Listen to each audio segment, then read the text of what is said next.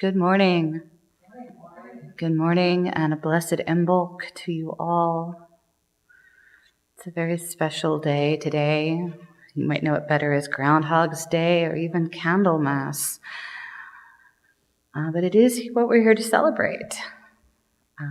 And I am always so happy to be able to do this in our church. And I'm happy that Unitarian Universalism is a collective faith that draws from so many sources.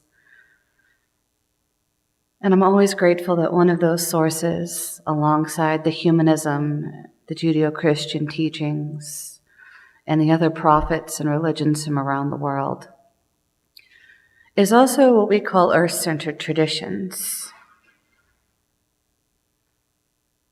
Those are centered on the belief that nature is also holy, the planet herself is also divine, and that all living creatures, human and animal alike, are bound together with the earth, the water, the wind, and fire, interconnected in the sacred web of life. For those of us who focus on that part of Unitarian Universalism like I do, we often do it by honoring the cycle of the seasons, pulling the energy and lessons of nature into our lives.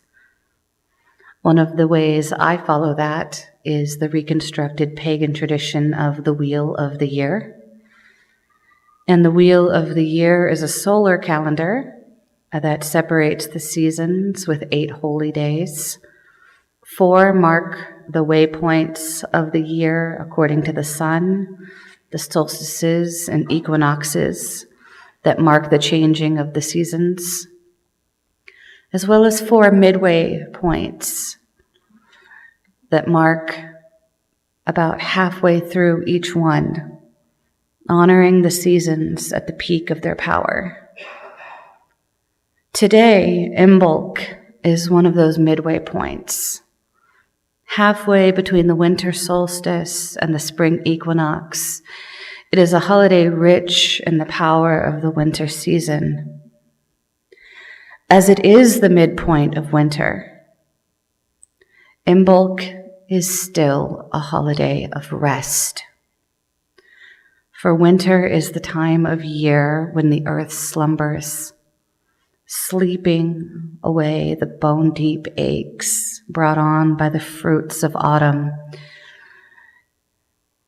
healing the ruts and cuts of a hectic harvest season, even as she gathers energy for the spring.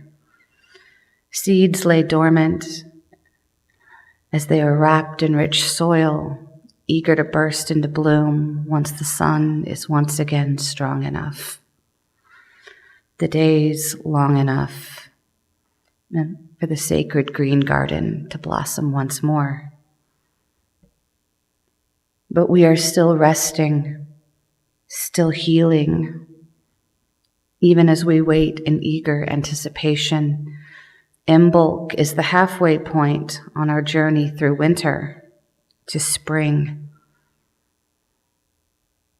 And as such, looking forward to that beautiful vernal equinox, Imbolc is also a holiday of hope. Hope that the cold winds of winter will give way once more to the warm breezes of green, that unforgiving white ice will melt to give way to verdant leaves and colorful flowers. Hope that from the cold, dry landscape, the lush carpet of life will rise once again. And hope, too, that the physical changes of the seasons will affect more than merely nature, but also the humans that still live with her. That the changes she brings will be spiritual, mental, and even societal. Imbolc is hope. Hope is especially important right now for us. If you've watched the news at all in the last couple of weeks, I think we can all agree it's been bleak. The very worst of what winter can be. Cold, relentless, draining the world of life and joy.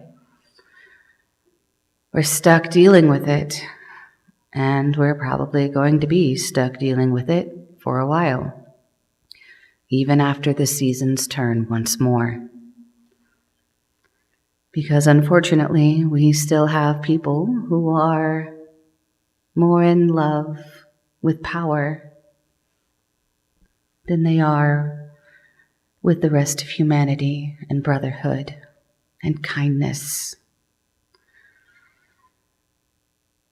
We are stuck dealing with people and policies who would work to overwhelm all of us with their hatred and their intolerance, to turn even the most bountiful harvest of the love and diversity that our society has worked so hard to grow into a memory. But that's what makes this Imbolc all the more important. For though we are in this very bleak and cold season, Imbolc remains a holiday of light and of hope and aspiration in spite of the darkness that we might find in the world around us. After all, when does a candle burn brightest, if not the deepest of nights? Hope is not a fragile trinket to be kept in a lockbox for safe times. It's not a delicate princess kept high in a tower for fairy tales. Hope is bruised knuckles and scraped knees, bloody mouths and black eyes. Hope is shaking arms as you push yourself up once again, no matter how many times you get knocked down. Hope is tough, and hope is for tough times. It doesn't have to be loud. Hope can be the quiet, steely strength of merely enduring, surviving the cold of winter, even as we know that the arc of the universe does and will still curve towards justice, and that we have the fortitude to make it, no matter how rough the road may look at the moment. Hope is strength, and hope is the strength that I want you to find in yourself today for Imbolc and for the year ahead, especially if the last 2 weeks are any indication of what is to come. So let us take a moment. I believe you all have candles. Ryan, if you would please assist. Let us take a moment of quietude as we light these candles that were given to you with the sacred flame shared from our chalice, this most poignant symbol of our faith.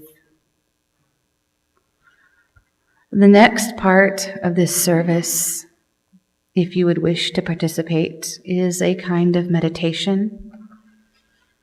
I called it a candle affirmation, and that is what it will be if you wish to follow along. As you light your candle, look deep into the flame. Let the world around you fade, blurred like wet watercolors, as the little light in your hands engulfs your whole vision.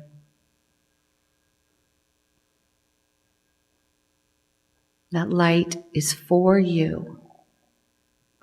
That light is from you. And in the year ahead, we will carry this light with us into the world.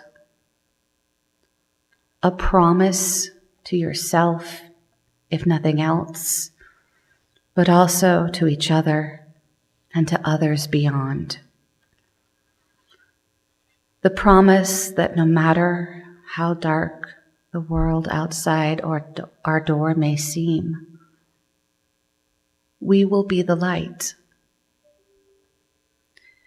Even in the depths of winter, when the wind rattles with a bitter cold that cuts straight to the bone,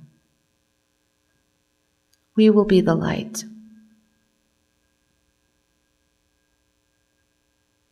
Even when the dark hours of night stretch longer than they should,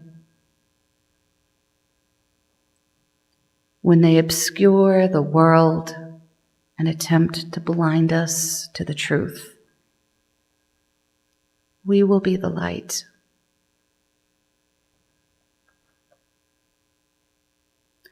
Even when the storm of shadows is unrelenting, nearly drowning us in the misery that they create on purpose, blow after blow,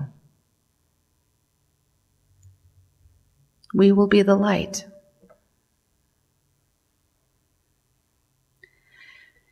Even as the hollow lifelessness of the worst it can be tries to carve up the world into little pieces, trying to separate us all and drown us in the darkness, hoping that the storms and shadows block our sight of each other and our own little candles.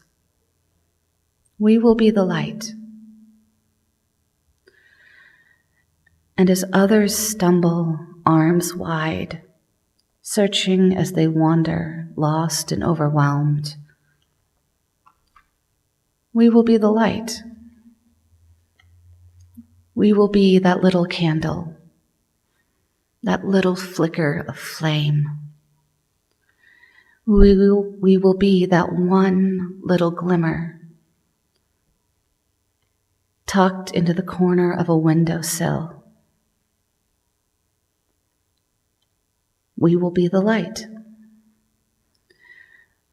We will be the light for ourselves, candles held close, that tiny golden shield held over our hearts so that they will still beat with a steady warmth and love for all the world.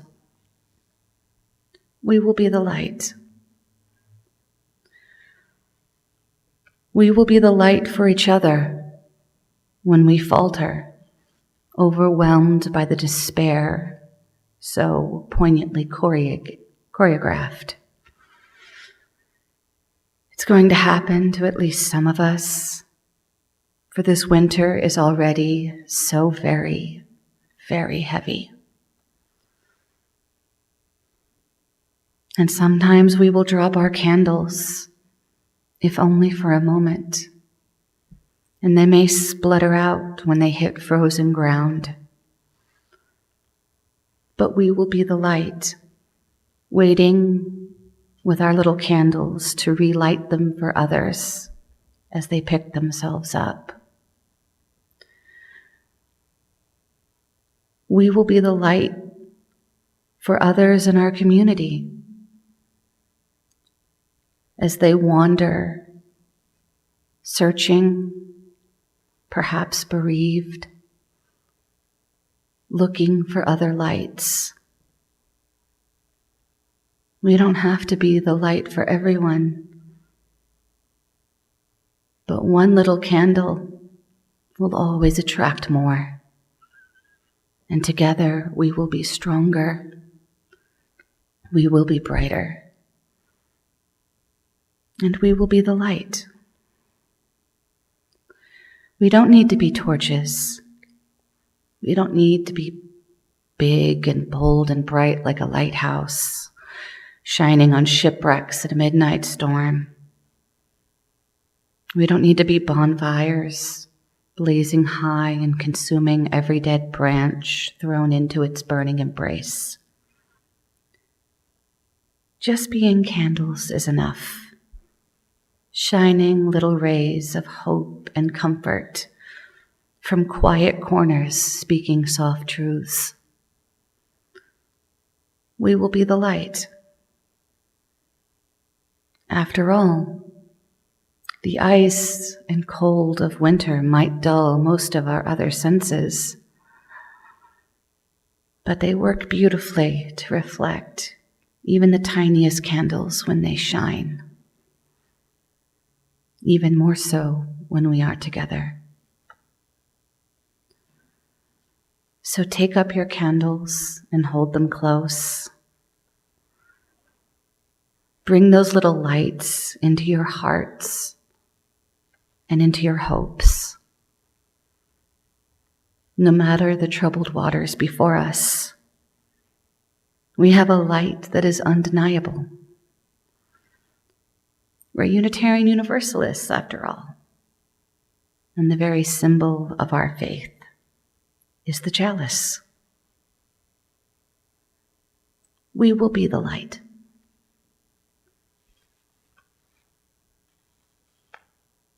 Amen, and blessed be.